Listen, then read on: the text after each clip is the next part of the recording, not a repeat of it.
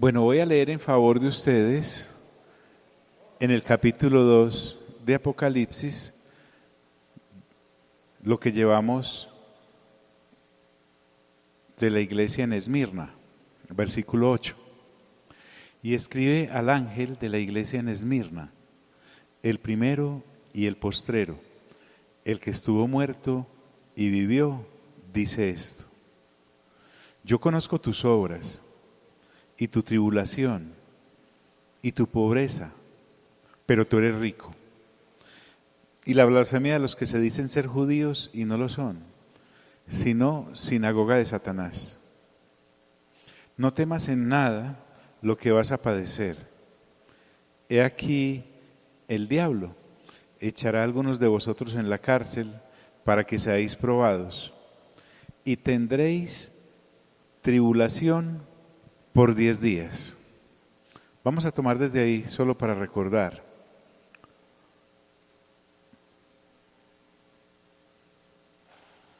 Cuando habla, y ya lo habíamos dicho, solo estamos recordando, de tener tribulación, el Señor Jesús, mire que no coloca como signos de interrogación, sino que le está garantizando a Esmirna que va a tener tribulación, que no es por si de pronto, sino que es un hecho y esas cuestiones ocurren. Entonces, les reitero que este caminar es de tribulaciones y en este caminar se sufre. Si a usted le ofrecen una cosa distinta en este caminar, le están mintiendo, así sea de buena fe, pero le están engañando. Y si usted ofrece a alguien que llegue al cristianismo cero sufrimiento, tribulación, usted le está haciendo un daño a esa persona. Por 10 días, parece un espacio de tiempo cortico, pero va a ser un sufrimiento continuo. Y entonces, el Espíritu Santo nos llevó a mirar que Dios nunca deja que suframos más allá de lo que podamos soportar. Y entonces tomamos como referencia en esa área lo que dice 1 Corintios capítulo 10. La palabra es un refugio impresionante para el alma del creyente. Cuando pase por situaciones en las cuales usted esté pensando que no tiene fuerzas, que tal vez a Dios se le fue la mano, en vez de vivir en sus emociones y sentimientos, porque recuerden que engañoso es el corazón, dice el profeta, y perverso más que todas las cosas, y a veces nos hace pensar hasta mal de Dios. Es más, algunos creyentes atrevidos hasta lo expresan. Pero eso es falta de madurez y falta de lectura correcta de la palabra. Dice allí 1 Corintios capítulo 10, no os ha sobrevenido ninguna tentación que no sea humana. Es decir, Dios sabe hasta dónde aguanta un ser humano y sobre todo un ser humano cristiano. Y miren que en medio de esa tentación a la que se refiere el apóstol Pablo en este 1 Corintios capítulo 10, que entre otras cosas es un capítulo extraordinario, dice, pero fiel es Dios, siempre recuerde que Dios es fiel. Otro pasaje dice, aunque nosotros seamos infieles. ¿Y qué hace ese fiel Dios? Que no nos deja ser tentados más de lo que podamos resistir. Interesante. Aunque allí está en un contexto de unos 5 pecados capitales que cometía el pueblo de Israel en 1 Corintios capítulo 10, pensemos también en las pruebas. No dejará que seamos probados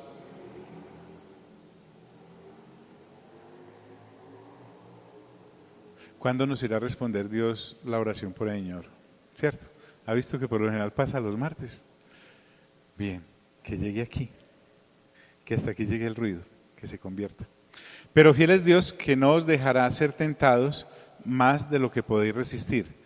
Además de eso, hay que buscar la salida, dice, sino que dará también juntamente con la tentación la salida para que podáis soportar. Entonces hasta ahí dejamos la vez pasada y es bueno recordarlo y es bueno que leamos ese capítulo 10 en casa, es muy edificante. Y si necesita abrirlo un poco más, va a la primera lectura que tuvimos de Primera de Corintios y ubíquese en el capítulo 10 allá en YouTube y va a ver cositas que tal vez necesite escuchar ahora. Volviendo al capítulo 2 de Apocalipsis, la parte que sigue del versículo 10 es: sé fiel hasta la muerte.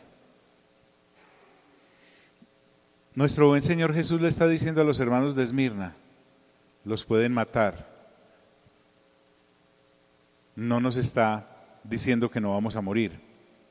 Es más, o pueden sufrir hasta morir sin que las cosas cambien. Nada que ver con el evangelio del no sufrir. Sé fiel hasta la muerte. Nada. Y uno en esto puede ir a Romanos capítulo 8 y el Señor como que se repite acá en esta mini carta a los de Esmirna y les está diciendo a estos creyentes: nada será suficiente como para separarlos de mí, de la recompensa que les he prometido. Y recuerden que en definitiva, si uno resume, la certeza de la promesa del Señor es vida eterna. Vida eterna. ¿Cómo cambia la perspectiva de un ser humano, y sobre todo si es creyente, si acoge el consejo de Salomón cuando allá dice en Eclesiastés: la persona sabia, la persona prudente tiene en cuenta la muerte? Si le hacemos frente al pensamiento del positivismo y al levantarnos pensamos en: hoy puede ser mi salida de acá, de este sistema caído, corrupto, miserable, nos ayudaría a vivir mejor el día. Tomaríamos decisiones más enfocadas hacia la eternidad que hacia lo temporal. Todo puede cambiar en un momento. Un accidente, la salud, en fin. Los pueden matar, es lo que le está diciendo el Señor Jesús a estos creyentes maduros de Esmirna. Es más, puede que sigan sufriendo hasta morir, y quién sabe si iban a morir de viejitos o por persecución. Pero nada de eso podrá separarte de mí. Y les promete: y yo te daré la corona de la vida. Él mismo la entrega. O sea, el Señor Jesús, cuando dice y yo, está hablando personalmente. Te daré, porque hay una recompensa y la llama la corona de la vida. Acá los amigos estudiosos, que no han sido pocos, con respecto a esta palabra corona que aparece acá,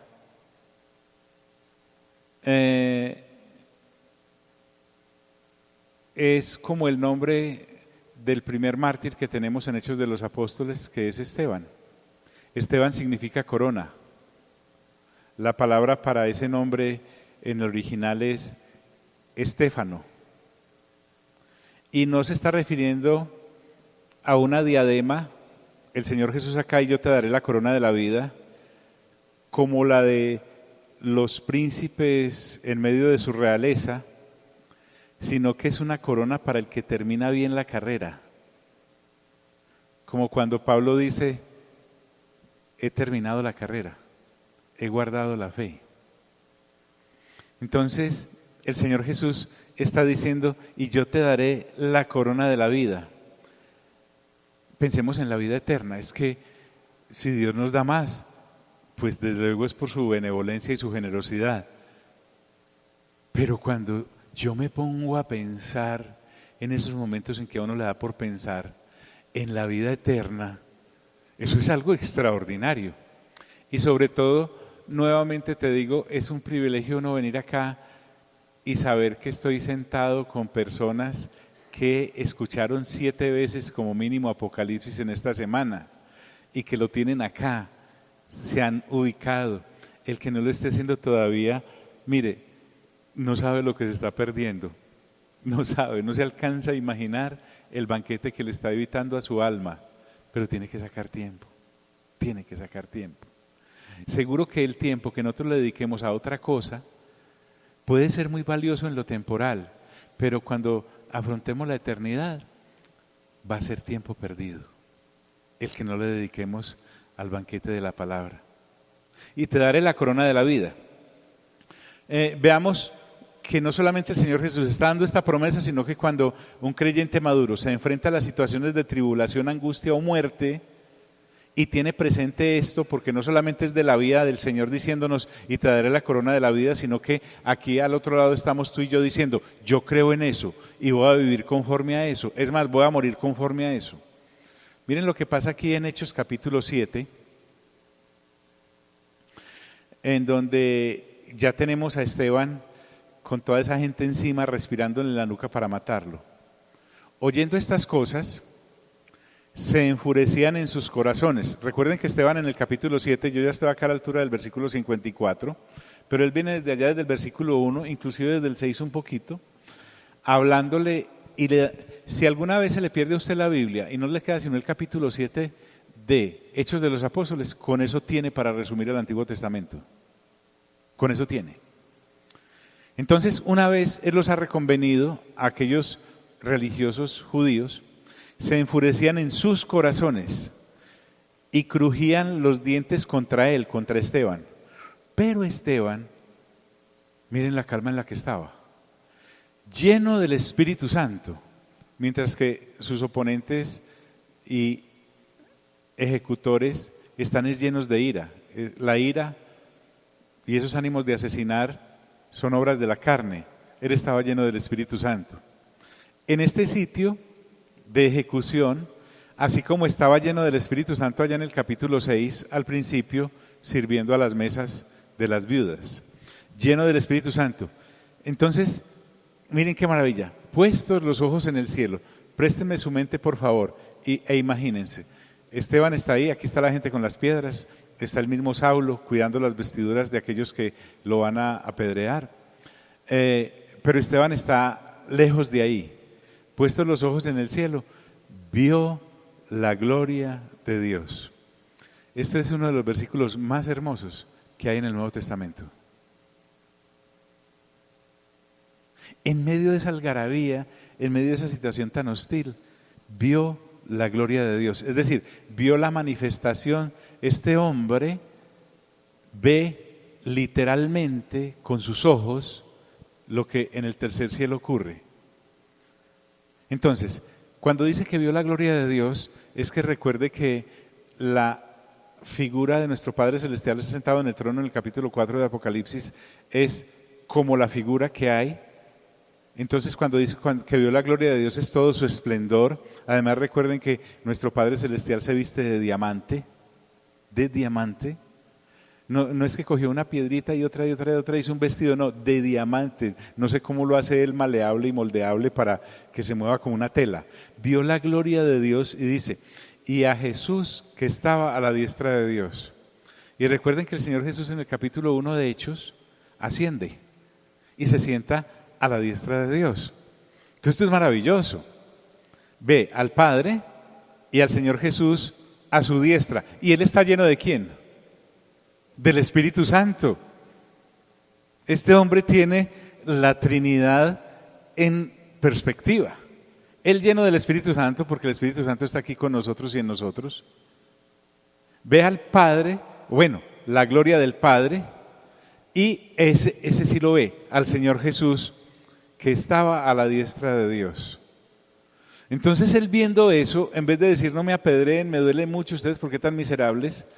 Trata de comunicarles eso que está viendo. Pero es que esto es lo extraordinario, es a la vez tan claro, pero a la vez tan personal. Dice, y dijo, he aquí, veo los cielos abiertos. Veo los cielos abiertos. Y dice, y al Hijo del Hombre que está a la diestra de Dios. Entonces estos enfurecidos que no le han hecho caso al resumen que él les hace de las Sagradas Escrituras, que no entienden porque tienen cegado el entendimiento, tampoco ven esto.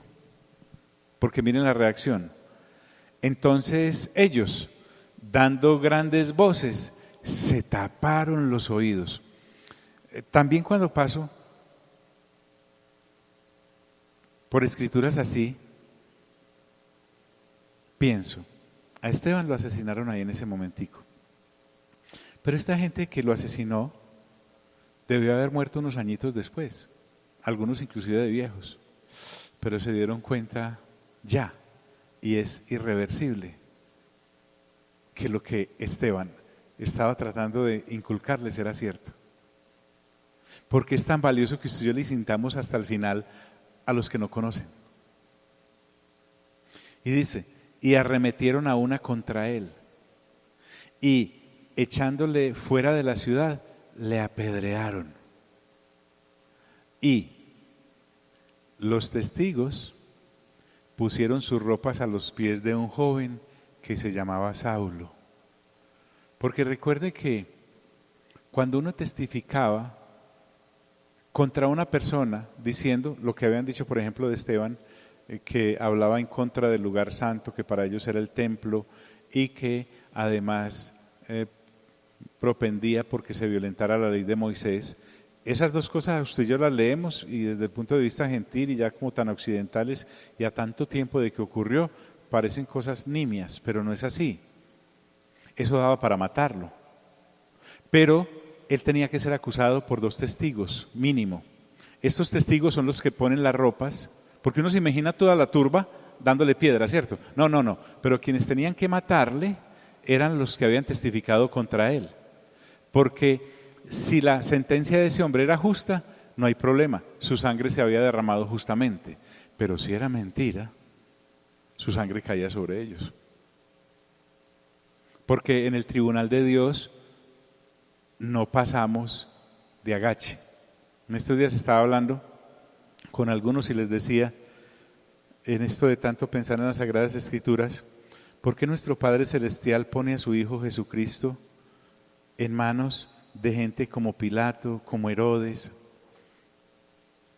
y terminan asesinándolo de la manera en como se necesitaba que fuera asesinado, porque lo habían profetizado así las Sagradas Escrituras?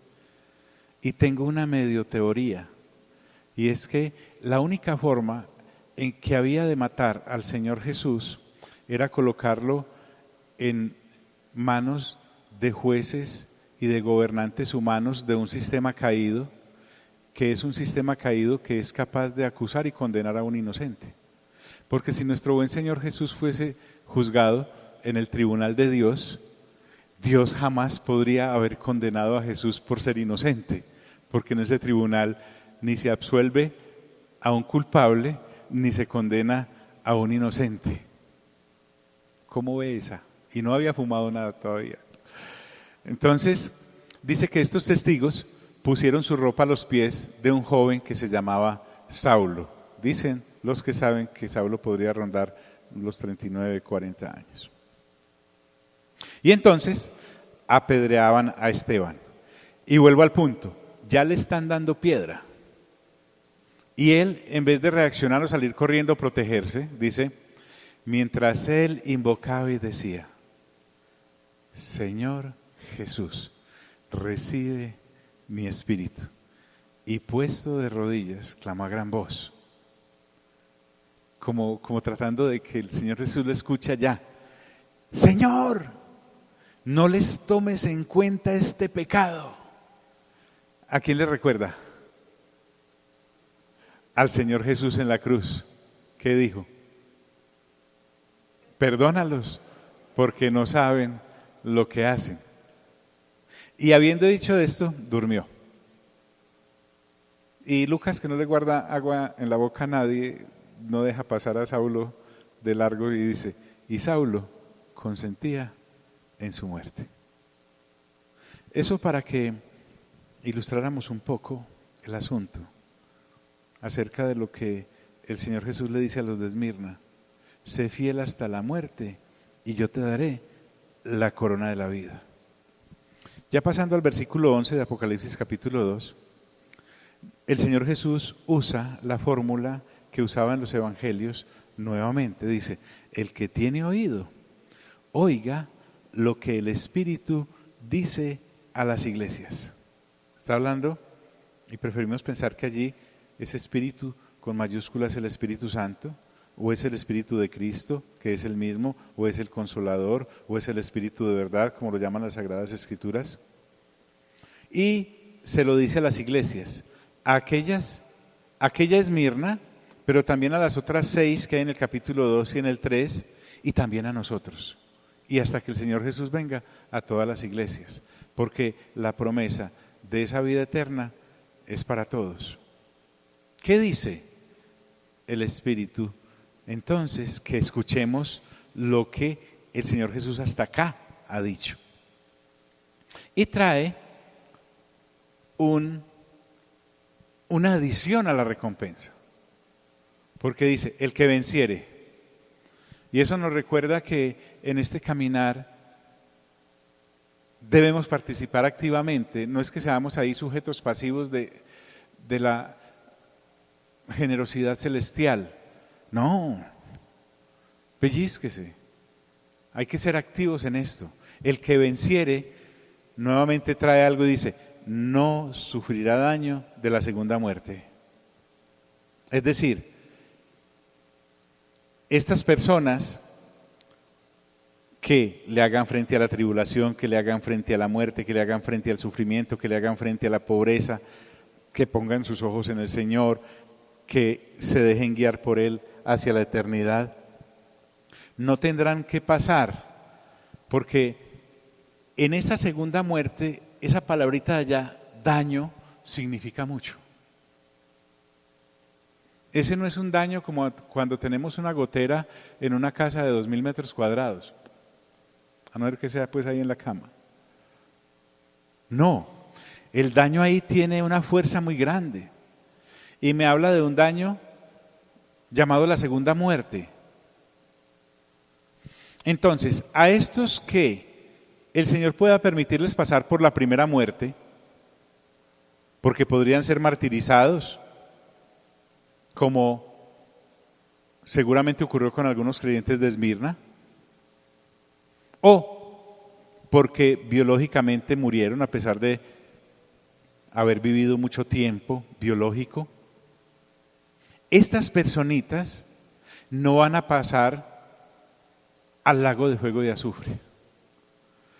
Y sé que en un viernes pasado volamos a través de este capítulo 20, pero es interesante que el texto nos permita hoy retomarlo.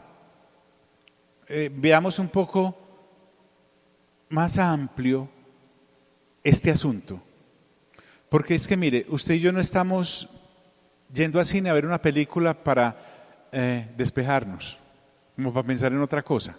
No, es que a lo que nos abrió el Espíritu Santo el entendimiento el día que permitió que naciéramos de nuevo, es a la realidad eterna. Entonces el libro de Apocalipsis se nos vuelve un refugio, nuevamente les digo, para el alma tan especial. ¿Por qué? Porque Apocalipsis es estar al día de todas las cosas, no solamente en este momento de hoy, sino para siempre.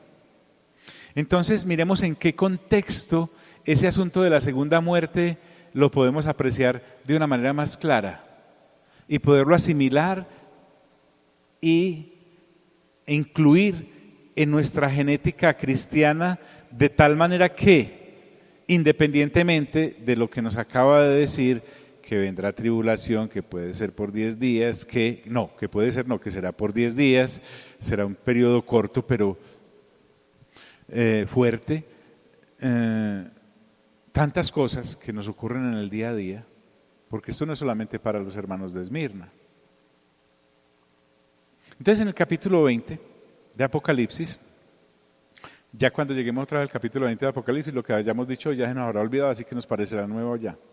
Al paso que vamos será un día antes del regreso del Señor. Dice el apóstol Juan: vi a un ángel que descendía del cielo. Este ángel es uno de esos millones de millones que hay al servicio de Dios. Y cuando dice que desciende del cielo, es del cielo de Dios, o sea, del tercer cielo. Y este ángel es muy interesante porque dice que viene con una llave. Y esa llave abre una puerta, digámoslo así, la del abismo. Sea literal o no, hace referencia a la autoridad que este ángel tiene sobre ese lugar. El abismo, el Señor Jesús hace referencia o nos permite ver un poco.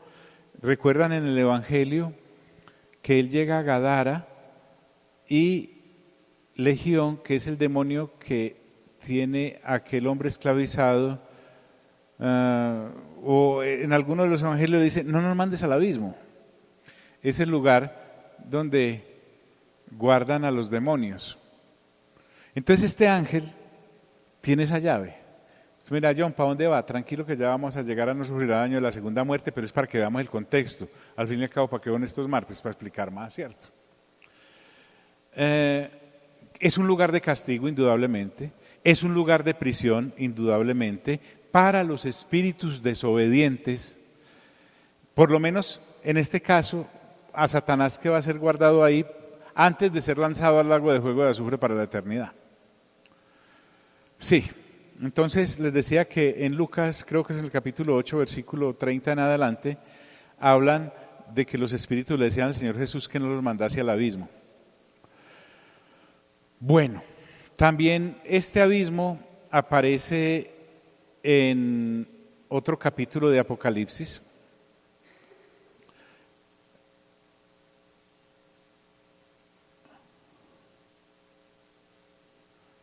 En el capítulo 9, del versículo 1 al 11, también ese abismo es abierto y salen una cantidad de seres de allí.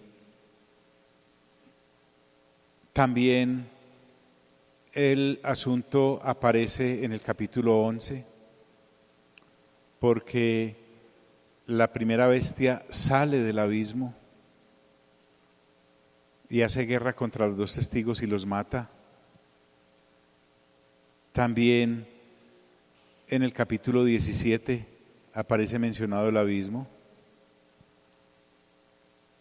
con respecto a la primera bestia que va a salir de allí. Apocalipsis encierra muchas cosas lindas y hermosas, cosas que ojo no ha visto, ni oído ha escuchado, ni han subido en la mente de los seres humanos, pero que a Dios le ha placido mostrárnoslas. Lo que pasa es que hay que dedicarles tiempo. O sea, Dios no va tirando esto así como a la jura, no. Buscadme y viviréis, dice también el Señor en otra parte. Entonces este ángel viene con la llave de ese abismo, no podemos entrar ahí porque estamos apenas en el capítulo 2, y una gran cadena en la mano. Una gran cadena enorme. Esa cadena es para encadenar a alguien. Es una cadena made in allá. No es hecha allí pues en Acerías Paz del Río. En la mano. Cuando uno se vuelve detallista en todo lo que el Apocalipsis está diciendo, aquí por lo menos sabemos que los ángeles tienen manos, ¿sí o no? Y prendió al dragón, o sea, lo apresó, lo arrestó, lo detuvo. El dragón, sabemos por el capítulo 12 que es la serpiente antigua, Satanás, el acusador de los hermanos. En fin, se supone a esta altura del capítulo 20 que ya estamos familiarizados con el lenguaje de todo el libro. Y este dragón, que es el diablo, que ha venido haciendo tantos daños permitidos por Dios a través de él sobre la tierra y sobre la gente, engañándolos, haciéndoles adorar falsas cosas, la imagen de la bestia que se mueve y que al que no la adore, entonces es asesinado. Ese ángel que viene, arresta al dragón, me dice, la serpiente antigua me aclara, la misma explicación a la palabra, es la misma palabra, que es el diablo y Satanás. Y miren qué hace con Satanás. Lo ata ¿por cuántos años? Por 1000. Aquí hay una cantidad de teorías y cosas que en este momento no vamos a ver, pero pensemos que ese arresto es por 1000 años. Y donde al atarlo con esa cadena,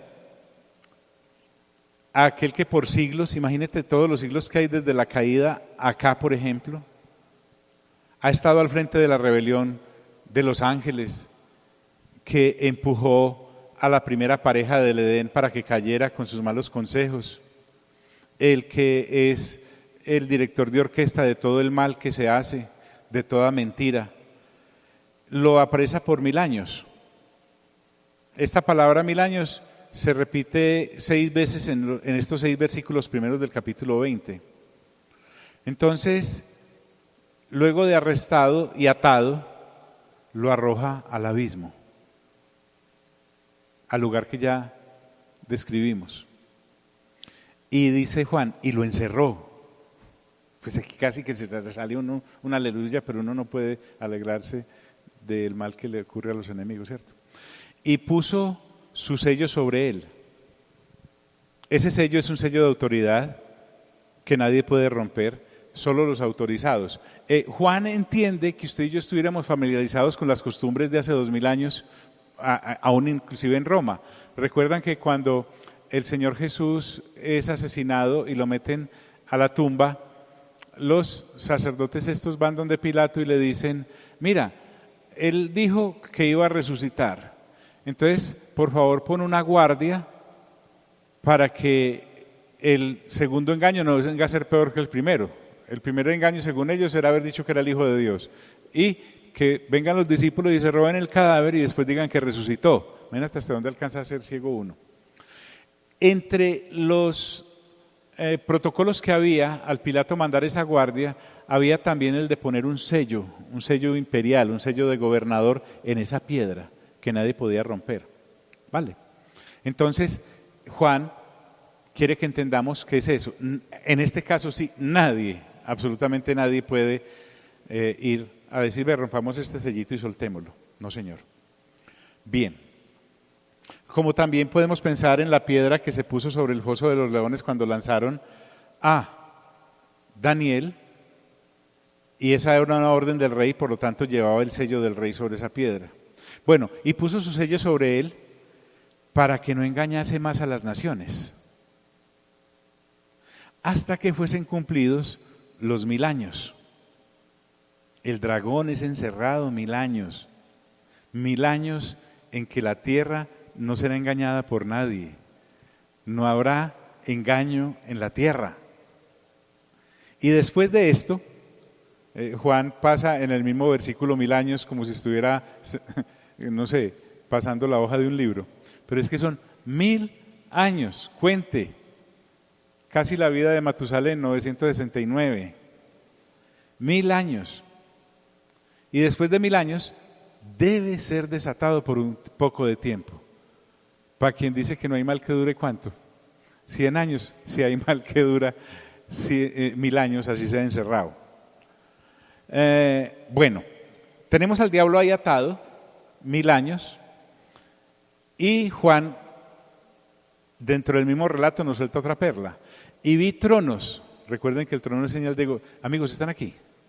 Recuerden que tronos es señal de gobierno. Pero te decía yo, es que si uno no cree en esto y piensa que es una película y yo salgo ahorita ahí a la calle y me olvido de esto que estoy viendo, estamos siendo, como dice Santiago, el que se mira a un espejo y saliendo se olvida de cómo es. Nosotros no podemos ya ser esa clase de creyentes, los tiempos no están para eso. Y vi tronos, y se sentaron sobre ellos los que recibieron facultad para juzgar. Sobre esos tronos, pensemos entonces que se sienta el Señor Jesucristo y sus santos, ya vamos a ver, y Mire que dice, recibieron facultad de juzgar porque la autoridad siempre es delegada, en este caso por Dios, porque solo Dios tiene el control total. Cuando uno sabe que pase lo que pase en nuestras vidas, aquí en la eternidad, es porque Dios lo permite. Es decir, vuelvo y le repito, cuando yo me doy cuenta que todo lo que me pasa a mí es porque Dios dio permiso, a mí me llena eso de mucha tranquilidad, no importando en el pantanero que esté. Pero lo debo creer, si no entonces me voy a comportar como aquellos que no tienen esperanza. Y les dio facultad para juzgar. Juzgar es impartir justicia. Entonces, además agrega Juan y dice, y vi las almas de los decapitados. Es decir, seres humanos que fueron decapitados. Y me habla de almas. Qué interesante, ¿cierto? Porque está hablando de seres humanos. Decapitados, es decir, asesinados. Fueron ejecutados a la manera del sistema antiguo romano, que una vez eran sentenciados, el magistrado daba la orden de pasarlos por la espada, y la espada era una espada casi del tamaño de quién es el más alto entre nosotros, no sé. Y esa espada de un solo golpe, adiós cabeza.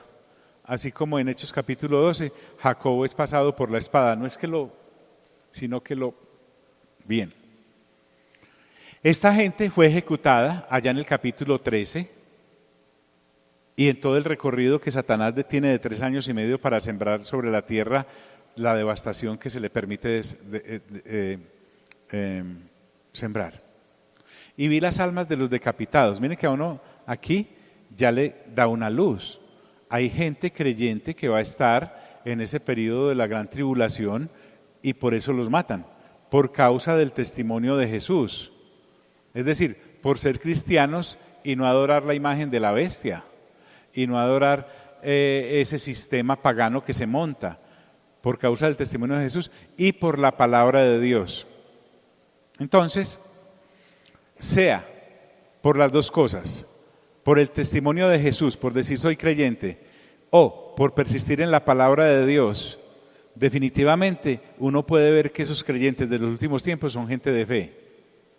¿Por qué? Porque creen en el Señor Jesús como Dios y creen que la palabra de Dios es la palabra de Dios y punto, y no hay por qué negociarla con nadie. Y además se nos aclara, porque hay gente que dice, no, entonces nosotros los creyentes o los que estén en esa época no tendrán que pasar por la tribulación. Pues aquí me dice que sí, los que no habían adorado ¿a quién? A la bestia. O sea, estos no fueron creyentes que se quedaron y se consagraron después de que se quedaron. Sí, recogieron las Biblias a ver qué era lo que sí les decía el papá y la mamá o los hijos a sus padres no creyentes. No, señor, los que no habían adorado a la bestia, ni a su imagen, tienen claro lo que es la idolatría y que no recibieron la marca de la bestia en sus frentes ni en sus manos. Tremendo. Entonces esa gente que hay sentada ahí, sumémosela también a los 12 apóstoles, porque por allá el Señor Jesús en un evangelio le dice a sus apóstoles, y ustedes juzgarán cada uno sobre las tribus de Israel, en tronos. Pensemos entonces en estos decapitados más esos. No puedo meterme más, cuando lleguemos al capítulo 20 tendremos más luz, pero les estoy poniendo el contexto del daño de la segunda muerte. Porque ese viernes no podíamos, porque la gente que viene el viernes, tienen que salir muy rápido, nosotros no. En sus frentes ni en sus manos. Y dice, y vivieron y reinaron con Cristo, ¿cuánto? 1000 años. 1000 años. 1000 años. Esto es extraordinario. Aquí si usted se lee el capítulo 2 de Salmos, donde dice, ¿por qué se amotinan las gentes y los pueblos piensan cosas vanas? Se levantarán los reyes de la tierra y príncipes consultarán unidos contra Jehová y contra su ungido, diciendo, rompamos sus ligaduras, echemos de nosotros sus cuerdas. El que mora en los cielos se reirá, el Señor se burlará de ellos, luego hablará de ellos en su furor y los turbará con su ira.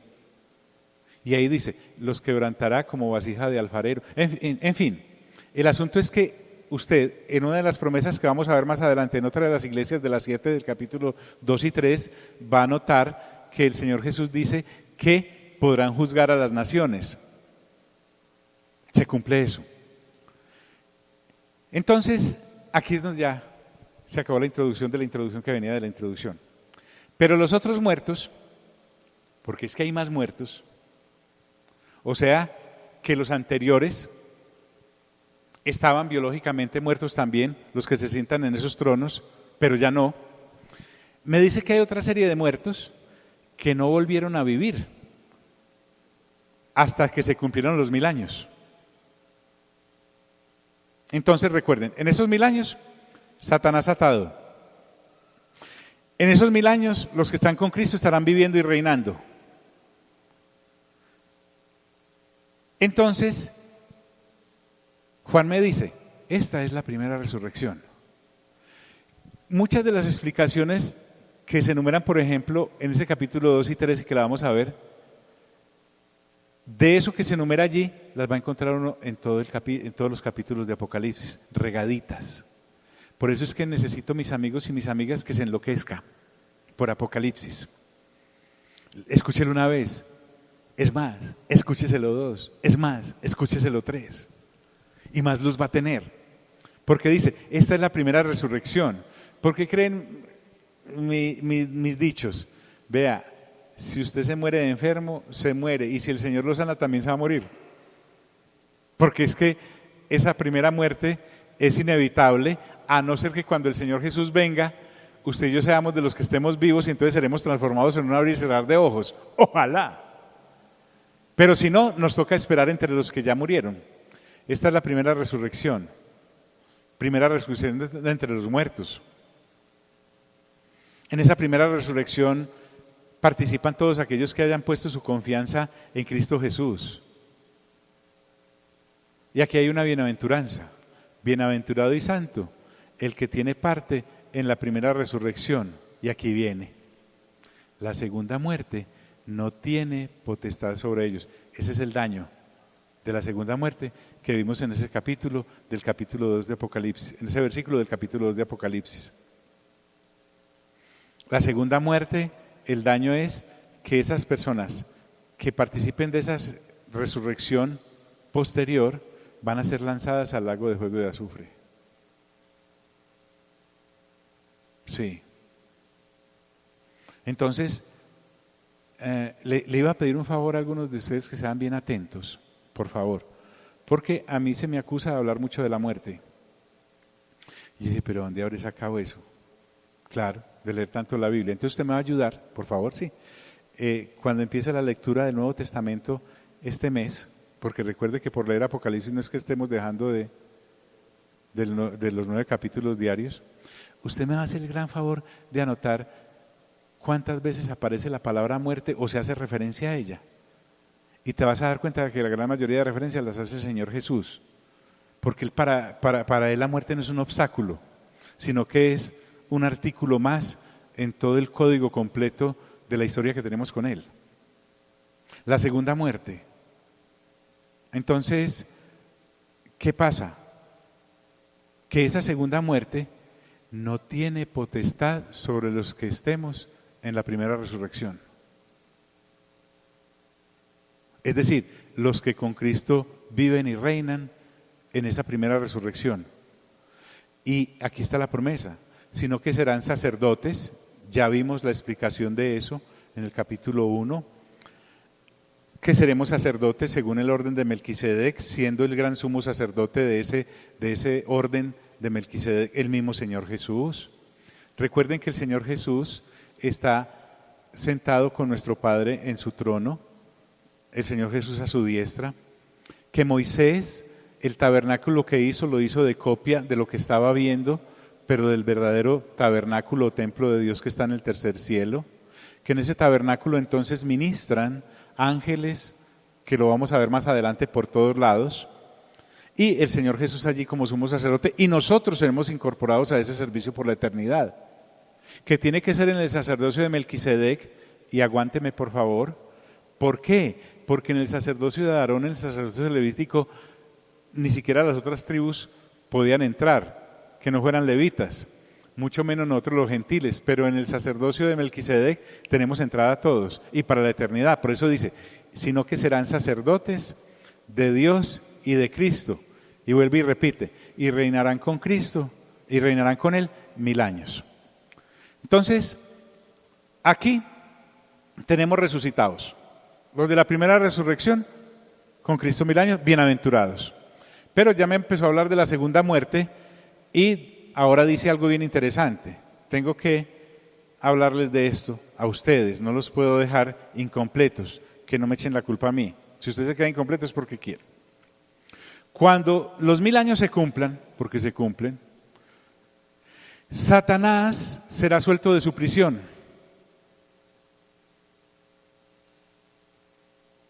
Y saldrá a engañar a las naciones, otra vez. A las naciones que estuvieron siendo gobernadas con vara de hierro durante esos 1000 años. ¿Por qué? Porque es la naturaleza de Él no va a cambiar. Hebreos me dice que para los ángeles caídos no hay salvación. Dice, y saldrá a engañar a las naciones que están en los 4 ángulos de la tierra. Es algo global, el engaño. Es más, me parece un engaño hiperpeor. ¿Por qué? Porque estas naciones han estado bajo el gobierno del Señor 1000 años. Ya sí conocen el gobierno del Cordero. Pero a pesar de eso, estas naciones que se identifican como Gog y Magog, a ellos se hace referencia en Ezequiel capítulo 38 y capítulo 39. Algunos creen ver en la actualidad, porque Gog es el reino y Magog es el que lo gobierna, allá en Ezequiel. Entonces, algunos creen ver naciones como las orientales, ¿cierto? Entre ellos también Rusia. Yo no quiero lucubrar sobre eso. Hay gente que dice, son estas y estas y estas y estas y estas. No, la geografía mía no me da hasta allá. Yo llego hasta allí, hasta Sancho Paisa. Gog y Magog. Lo importante es que son naciones, ¿no? Entonces, pensemos que Gog y Magog abarca a todos los infieles que hay en la tierra en esa época. Pensemos que esas naciones están en los 4 ángulos de la tierra porque son ejércitos unidos bajo una organización que los une precisamente para hacerle frente a determinadas batallas contra enemigos que ellos creen tener o dicen tener. Pensemos eso.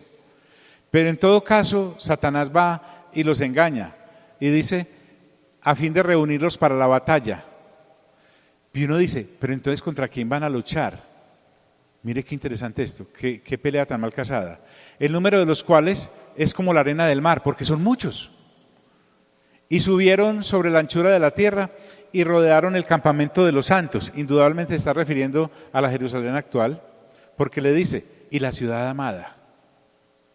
Jerusalén es identificada como la ciudad amada. Por eso decimos que en el capítulo 17 y 18, cuando se refiere a la gran ramera, a la Babilonia,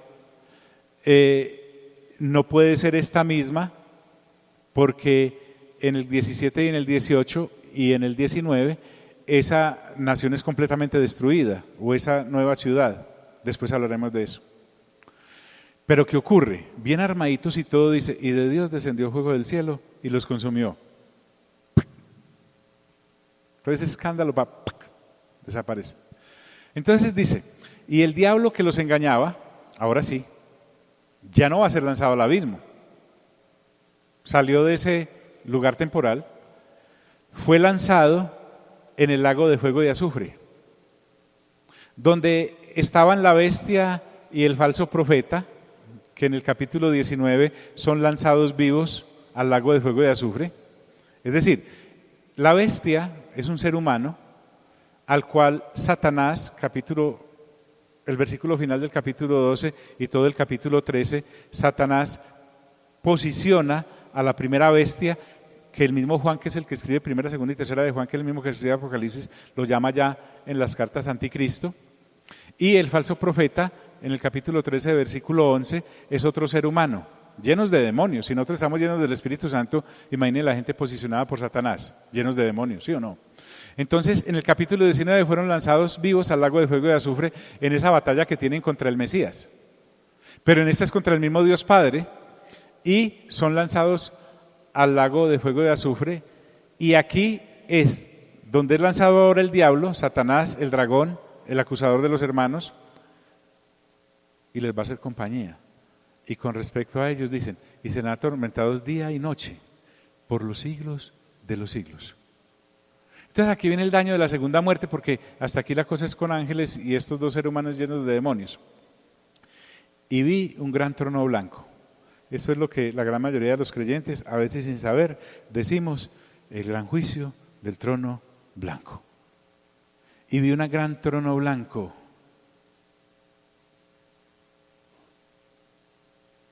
A ver, ya me hicieron la tarea. Dice Sebastián, el que no invita a las frijoladas, que la palabra muerte aparece unas 290 veces en el Nuevo Testamento. Muchas gracias. O sea que no soy el único que habla de la muerte. Bien. Y vi un gran trono blanco. Dicen que es blanco por su pureza. Dicen que es blanco por su transparencia. Dicen que es blanco como en el capítulo 1 habla que sus cabellitos eran blancos como la nieve, como la lana, ¿cierto? Entonces, y vi un gran trono blanco, porque es que el que está sentado ahí es el Padre, ¿cierto?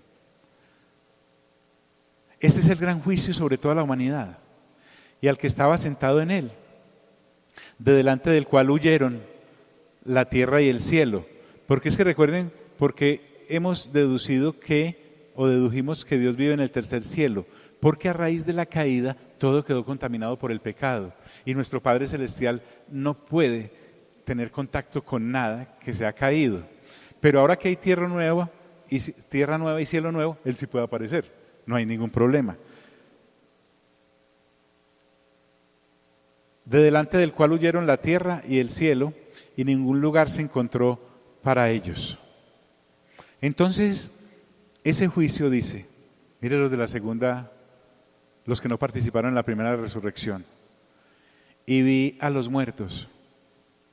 Los que no participaron de la primera resurrección, no me puedo cansar de decir eso. Los que no volvieron a vivir hasta que se cumplieron los 1000 años. Grandes y pequeños, ahí no hay estrato, de pie ante Dios. Qué terrible. Y los libros fueron abiertos. Es que además del libro de la vida, están unos libros. Hazte de cuenta que este es el libro de la vida. Y aquí hay un cerro de libros como los de contabilidad. Bueno, en cada uno de esos libros están anotados todas nuestras obras. La única forma de no ser juzgado por lo que dicen esos libros es estar anotado en este. No es que no hayamos cometido lo que dicen esos libros, sino que por estar anotados en esto ya no nos tienen en cuenta eso. Eso fue lo lindo que pasó en la cruz. Es que nuestro juicio sí se dio, pero en la cruz del Calvario. Por eso no tenemos que participar de este juicio del trono blanco para condenación, solo para verificar que sí fuimos anotados. Es algo tremendo, porque recuerden lo que veíamos hace 8 días. Escuchen, el hecho de que usted y yo seamos perdonados y gratis no significa que no se pagó. El Señor pagó. Y los libros fueron abiertos. Y otro libro fue abierto, el cual es el libro de la vida. Y fueron juzgados los muertos por las cosas que estaban escritas en los libros según sus obras. Y el mar, porque ahí hay muchos, entregó a los muertos que había en él. Y la muerte, de la cual Dios tiene las llaves, recuerden, ya lo vimos en el primer capítulo, y también está montadita la muerte y el Hades, en uno de los caballos del capítulo 6. Entregaron los muertos que había en ellos. Es un cerro de muertos de todas las generaciones. Y fueron juzgados cada uno, la cosa puede que sea larga, según sus obras. Y la muerte y el Hades, que son entes espirituales, fueron lanzados también al lago de fuego y azufre. Esta es la muerte segunda. Esta es la muerte segunda. O sea, la muerte segunda es la de ser lanzados al lago de fuego y azufre después. Porque aquí vienen los que, y el que no se halló inscrito, esto es muy serio, en el libro de la vida, fue lanzado al lago de fuego. Entonces podríamos leer ya completo desde el versículo 8. Y escribió al ángel de la iglesia en Esmirna, el primero y el postrero, el que estuvo muerto y vivió, dice esto: yo conozco tus obras y tu tribulación y tu pobreza, pero tú eres rico. y la blasfemia de los que se dicen ser judíos y no lo son, sino sinagoga de Satanás. No temas en nada lo que vas a padecer. He aquí el diablo echará a algunos de vosotros en la cárcel para que seáis probados y tendréis tribulación por 10 días. Sé fiel hasta la muerte y yo te daré la corona de la vida. El que tiene oído, oiga lo que el Espíritu dice a las iglesias. El que venciere no sufrirá daño de la segunda muerte. Con esa perspectiva, cualquiera sea la tribulación aquí, o la forma en cómo nos asesinen acá, si se ha de dar, o en la forma en cómo vivamos acá, bollante o no, que hagan fila todas las cosas. Amado Padre Celestial, te damos toda la honra y toda la gloria. Qué extraordinaria es tu palabra. Yo te pido, en el nombre de Cristo Jesús, una cosa para mis hermanos y mis hermanas y los que escuchen esto. Que les pongas tal convicción por escuchar una vez diaria el libro de Apocalipsis, que cualquiera que tú tengas destinado para la vida eterna y se acerque a ellos para preguntarle acerca de los tiempos finales, ellos puedan desmenuzarle estos 22 capítulos como si estuviesen comiendo pan blandito. Eso te pido para mis hermanos y hermanas, ya que por estar inscritos en el libro de la vida no participaremos del daño de la segunda muerte. Por lo menos, Señor, que el resto de vida que nos queda acá, biológica, la podamos usar para conocer tus secretos eternos. En el nombre glorioso de Cristo Jesús. Amén, amén y amén.